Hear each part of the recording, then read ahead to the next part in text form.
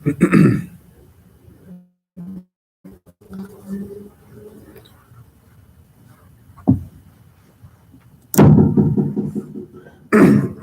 لله رب العالمين والصلاة والسلام على أشرف المرسلين نبينا محمد وعلى آله وأصحابه ومن استنى بسنته إلى يوم الدين.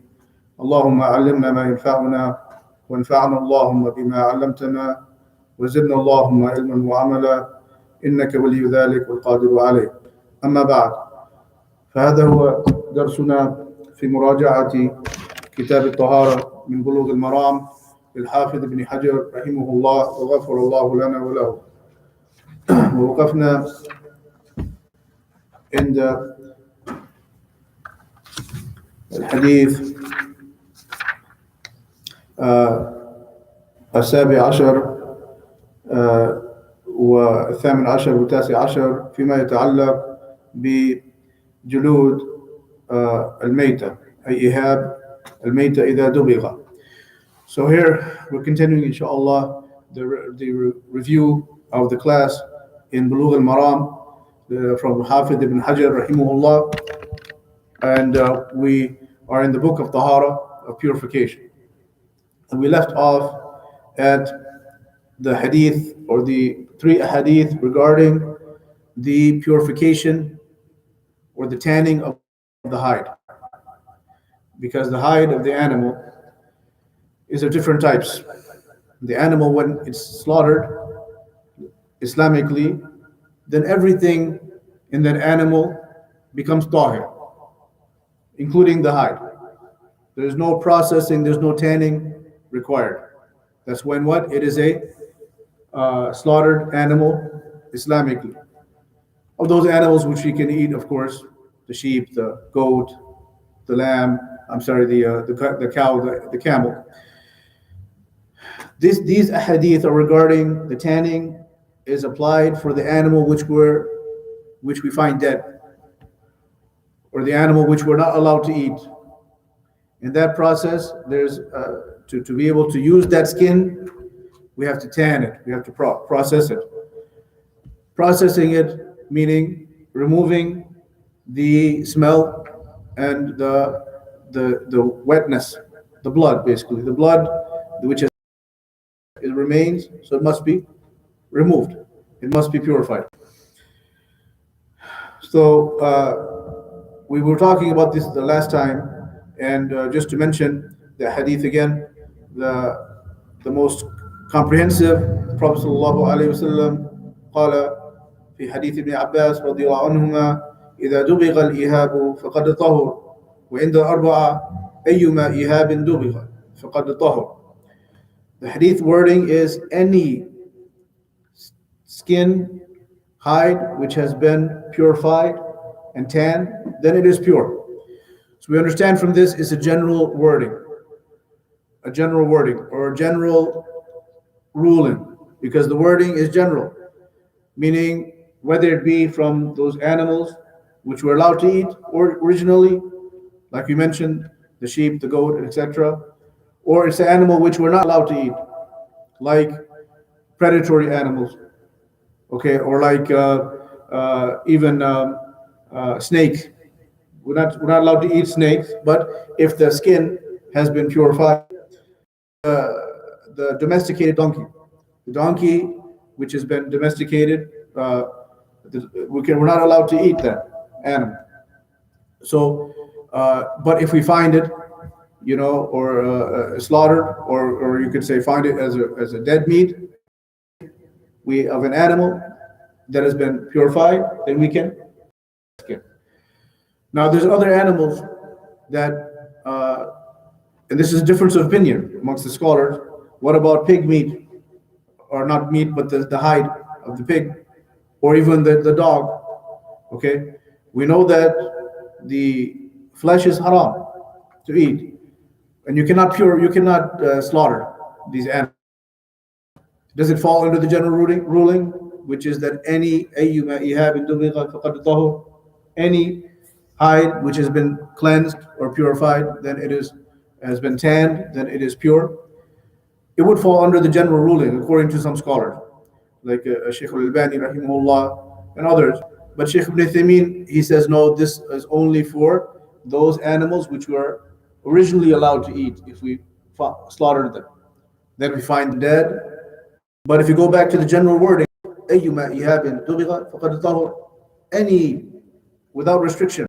And this wording is authenticated by Shaykh Al-Albani in Sahih Al-Jami'.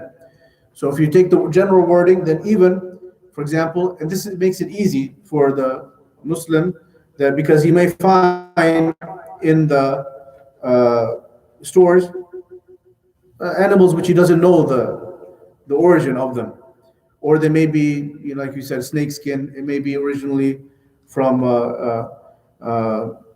donkey, could be from a pig. Okay, can he go ahead and purchase this clothing or this rug or so on and use it? According to the general wording, he could. Okay, according to one opinion of the scholars.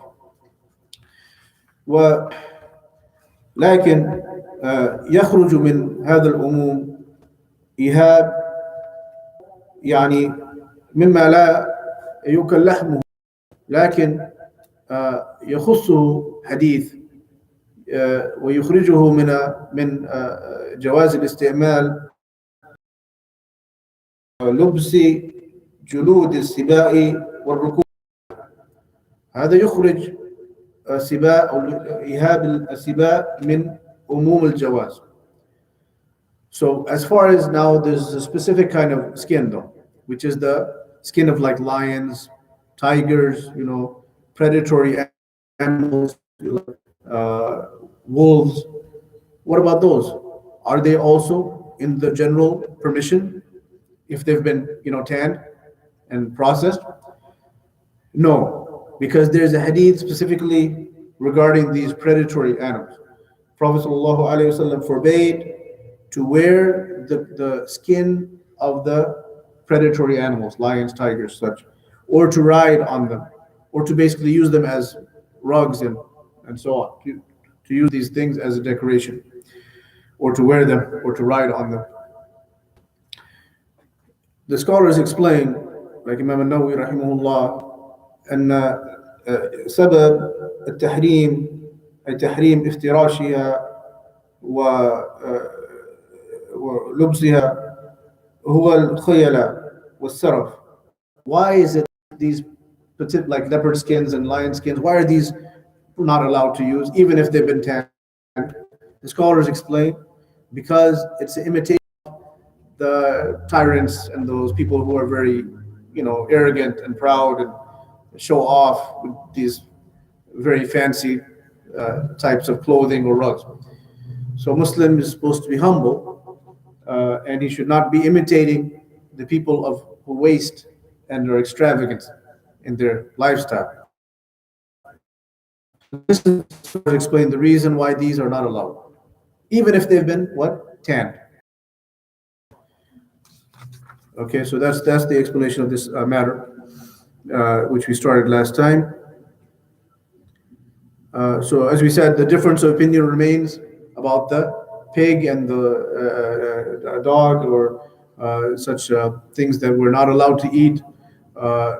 Can you use the skin? Difference of opinion. Okay, well known amongst the scholars.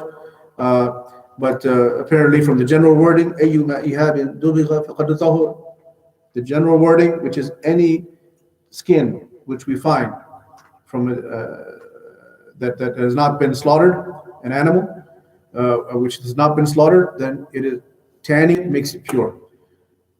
And of course, we don't slaughter these animals. These animals which we're not allowed to eat.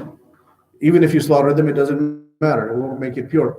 But if you find that skin having been processed, generally the wording indicates permission. Okay, the next hadith, hadith 20, وعن أبي ثعلب الخشني رضي الله عنه قال قلت يا رسول الله.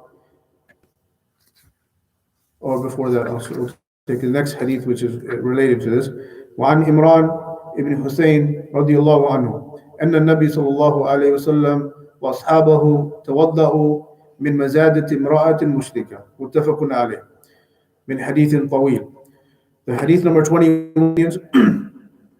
used the skin vessel, their container of water, which was made of skin, like a water skin, that belonged to a female mushrik, a polytheist. So this is related the matter because the polytheist mushrik سواء ذبح أو لم يذبح حيوان فإنه نجس because the ذبيحة المشرك بحكم الميتة. Why is this related? Because the whatever the polytheist, the idol worshipper, slaughters, it means nothing because their slaughter is not allowed for us to eat. Even if they slaughter it according to our way, but they're polytheists, they're idol worshippers, then their slaughter is just like a dead meat, just like a roadkill. We can't eat it. We can't use that meat. As opposed to, as we know, the people of the book, the Jews and Christians, are specifically, properly, although they're not Muslim, the Jews and Christians, we can eat that meat. But this hadith is about what? The idol worship. The Prophet ﷺ, he and his companions made wudu from the water skin belonging to this person. So this is related to the matter of the tan, because this water was made of a tanned, processed skin. So it was basically like a dead animal, forbidden to eat. But because it had been tanned, he used it. Because لو كان نجسا لنجس حرم عليهم استعماله لأنه نجس.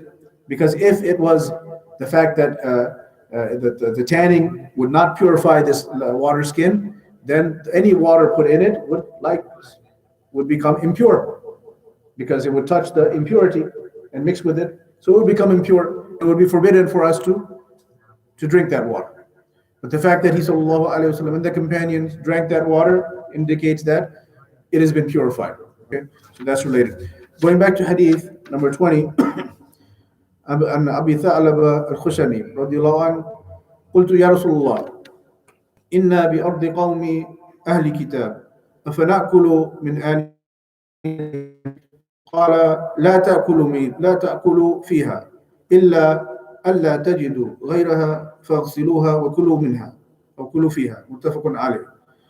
Next hadith, the Prophet ﷺ was asked, O Messenger of Allah, we live in a land of the people of the book. So this is very relevant, to us. We live in a land of vessels. He said, sallallahu alaihi wasallam, do not eat from their vessels, except if you don't find any others besides their vessels. In that case, wash their vessels and eat from them. So this hadith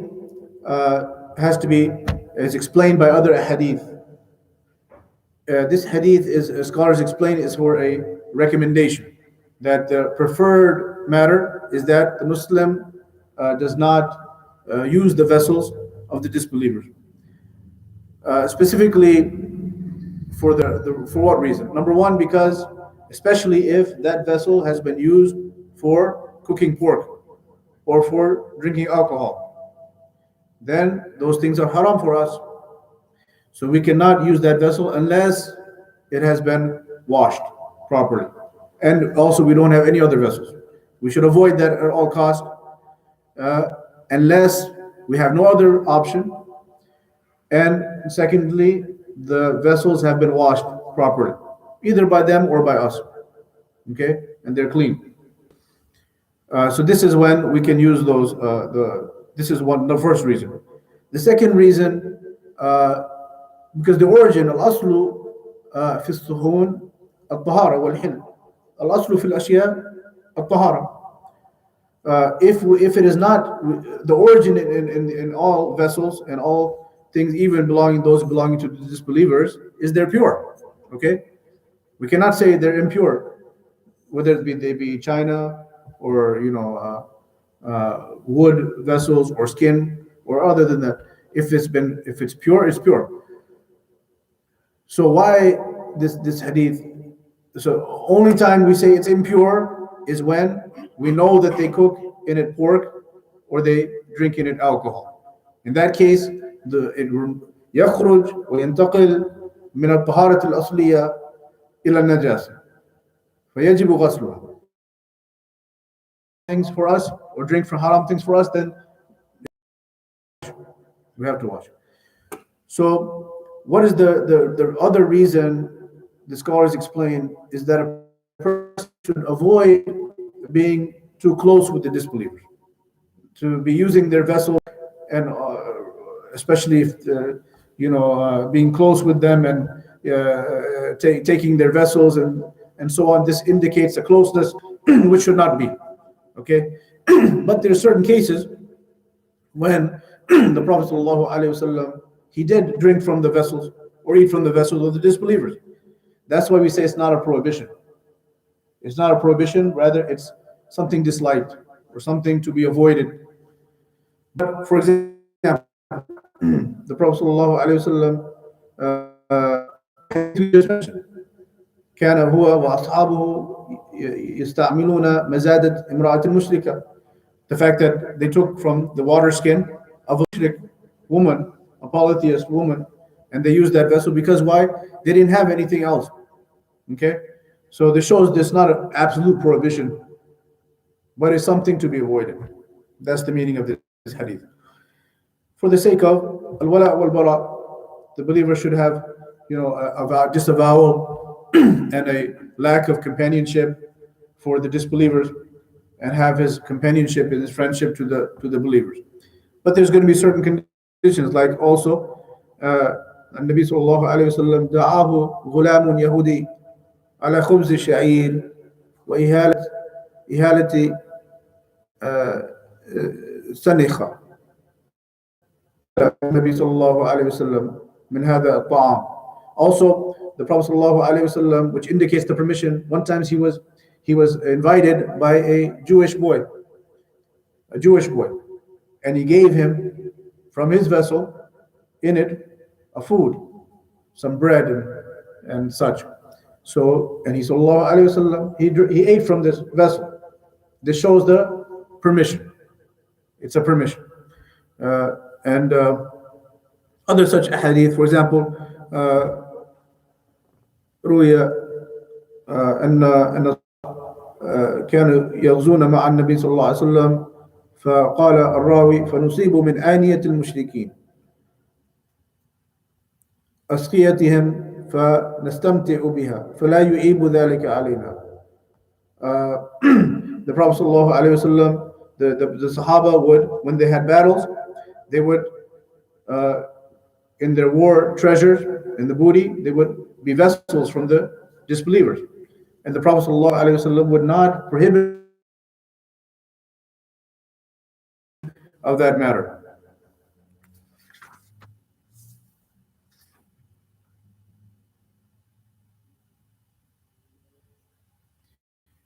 كما هذا شرحه الشيخ ابن عثيمين رحمه الله. يستفاد من هذا الحديث حرص النبي صلى الله عليه وسلم على مباعدة المسلم لغير المسلم، يعني أنه نهى أن نأكل في آنيتهم إلا إذا لم نجد غيرها. So this is from the benefits of Shaykh Ibn Uthaymeen rahimahullah. He said from this hadith is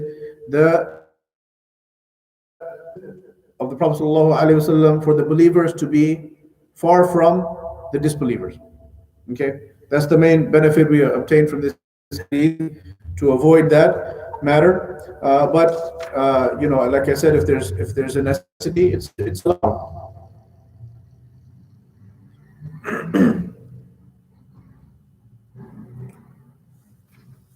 طيب.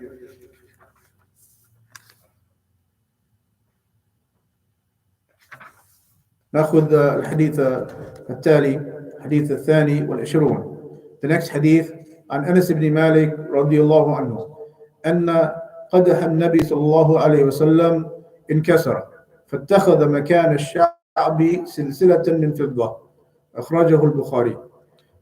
From Anas رضي الله عنه that the vessel of the Prophet ﷺ broke or had a crack in it, had a crack. So he ﷺ had that crack repaired with like a chain of silver. It was repaired with silver in its place of the crack. We took last time about prohibition of gold vessels, right? So this explains that hadith. حتى قال الشيخ ابن عثيمين كان الأنسب أن المؤلف يأتي بهذا الحديث وراء ذلك من أجل الترتيب، لكن على كل حال هذا متعلق بالموضوع.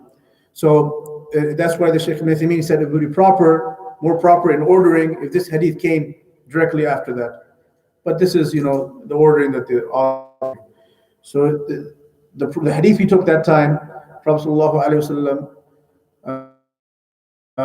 that we should eat or drink from gold or silver vessels. Gold or silver put in the crack.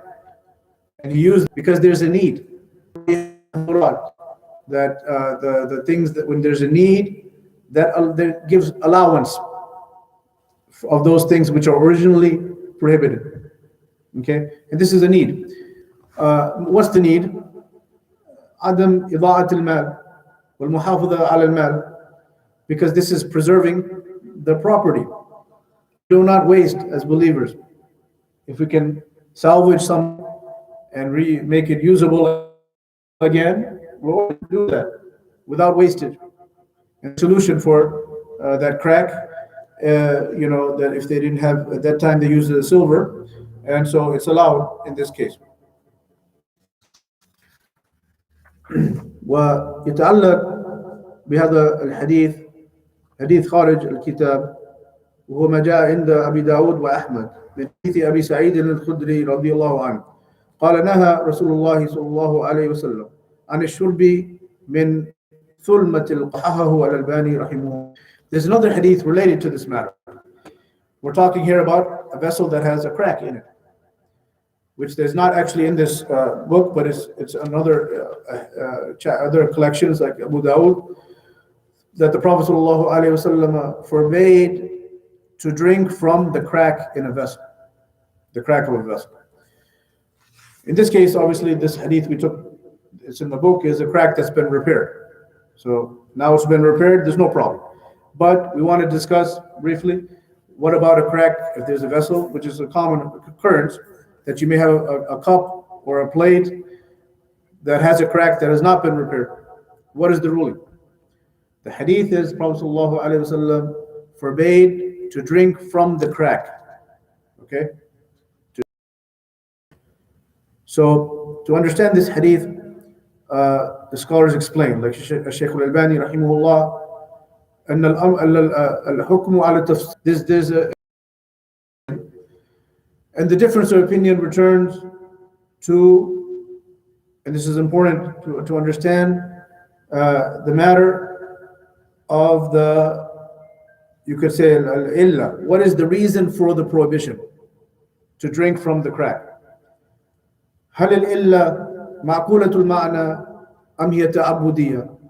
Is the wisdom for the prohibition something we can understand and logically assess, or is it something which is beyond our comprehension and is something purely of a worship that we follow without having any comprehension of the reasoning?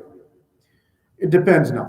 In this case, the scholars explain that we can understand the wisdom, the reasoning. Once we understand the reasoning, then we can exclude certain conditions. For example, in this, or the wisdom of the prohibition in this case, what could we understand? As some scholars explain, Imam al-Khattabi is one of the scholars, قال أن الإلا في النهي عن الشرب هي الأذى الذي يلحق الشارب. The reason, the wisdom is the harm that can transmit to the one who drinks from the vessel that has a crack. وذلك إذا كانت الثلمة ممتدة ممتدة، ففي هذه الحالة لا يجوز استعمال هذا الإناء مثلا في الجامد. The scholars explain that, first of all, there's different kinds of vessels and different kinds of cracks. Okay, so for example, there could be a crack that is all the way along the length of the vessel.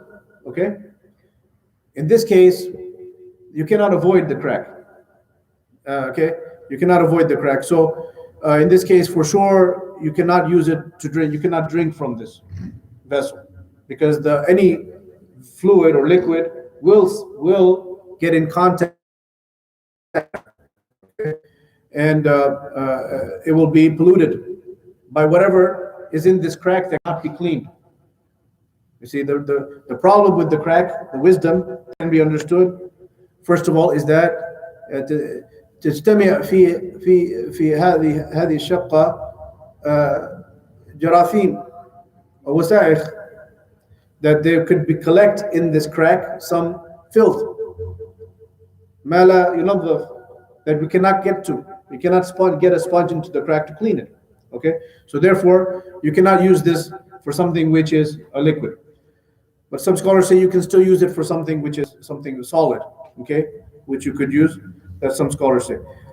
What if the crack is not all the way in the length of the vessel? Okay, what if it's just like on the edge, on the top of the vessel? في هذه الحالة قال أهل العلم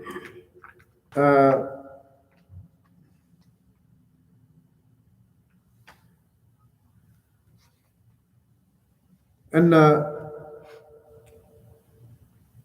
إذا كان يعني ثلم استعملنا هذا الوعاء بصب الماء فيه إلى ما دون الثلم فيجوز ذلك ما دام أننا لا نشرب من جهة الثلم. So the scholars explain, if the crack is just a little bit down the length of the vessel, okay, just like on the top here, okay, then they say you can still use this vessel as long as the fluid does not get all the way to the crack. You don't fill it all the way to the crack. And secondly, you do not drink from the angle of the crack.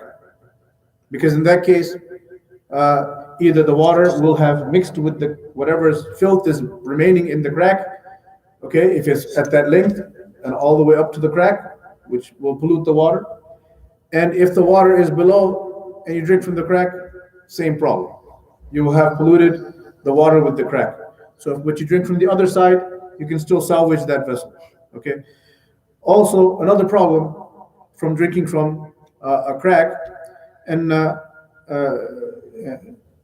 قد يكون هناك حديدة شيء حاد يجرح شفة الشارب.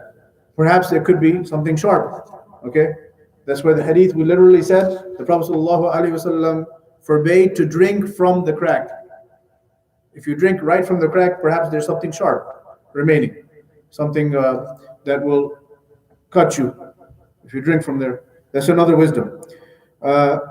And also, if you drink from the crack, الشفا يعني لا يمكن أن يتماسك عليها. يعني لا يمكن أن تتماسك على ثوبه وعلى وجهه من هذا الشراب من جهة الثلمة. Also, the scholars explain another wisdom, and this is good. The scholars, how they, derive wisdom from this matter, is they say that also if you drink from a crack, it may spill on you because you cannot seal that location with your lips because there's a crack in there, as opposed to something which is solid. So this is another possibility which would return and harm the drinker. So all of these wisdoms, the scholars explain that if any of these situations is present that may return to harm the one drinking from the crack in this manner, then he is not allowed. But if you can avoid that harm, it's allowed. But the original hadith, as we said, was regarding the silver. It's allowed to use the silver in this case to mold or to seal the crack. يخرج بذلك من عموم النهي عن الشرب من آنية الفضة والذهب. So this is an exclusion from the general prohibition of drinking from vessels of gold or silver.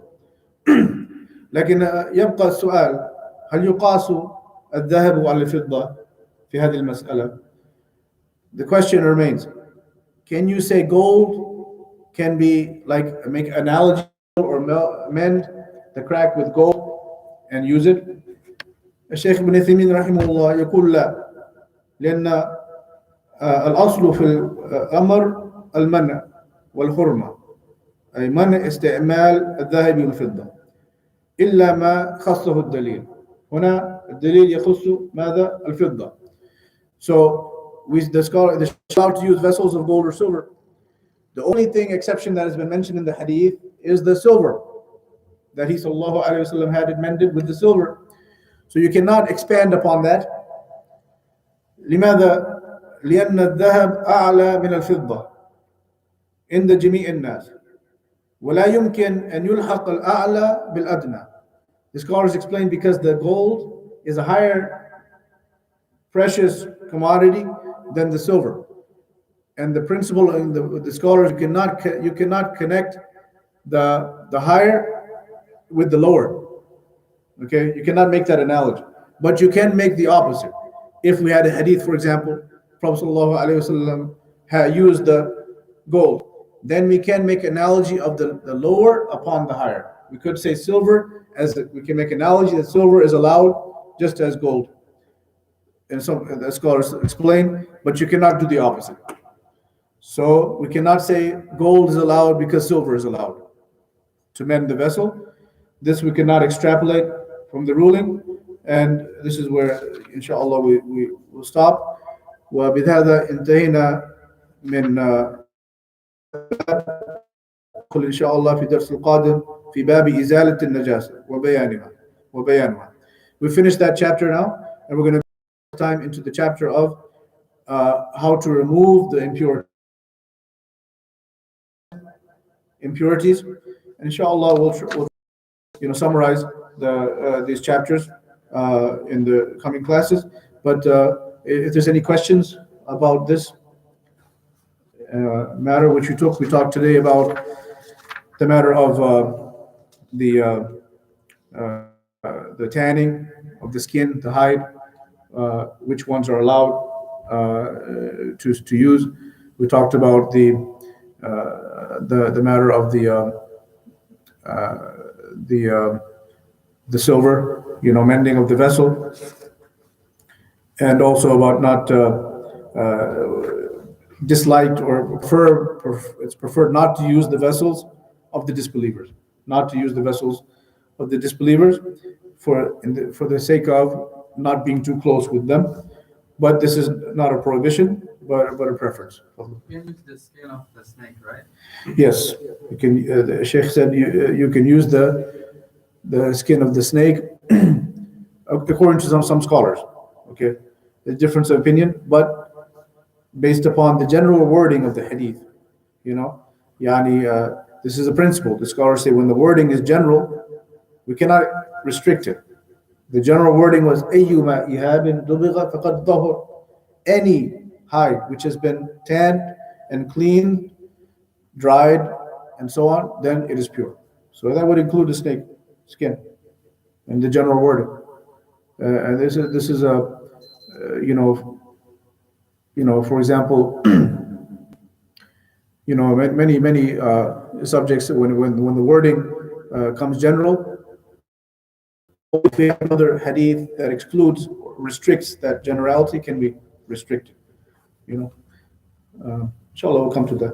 Any other questions on this chapter? Inshallah, we'll start قولا فاتبعون أحسنه. اللهم اغفر لنا ولوالدينا وللمؤمنين والمؤمنات. اللهم أرنا الحق حقا وارزقنا اتباعه وأرنا الباطل باطلا وارزقنا اجتنابه. وصلى الله وسلم وبارك على نبينا محمد وعلى آله وأصحابه أجمعين وجزاكم الله خيرا أجمعين.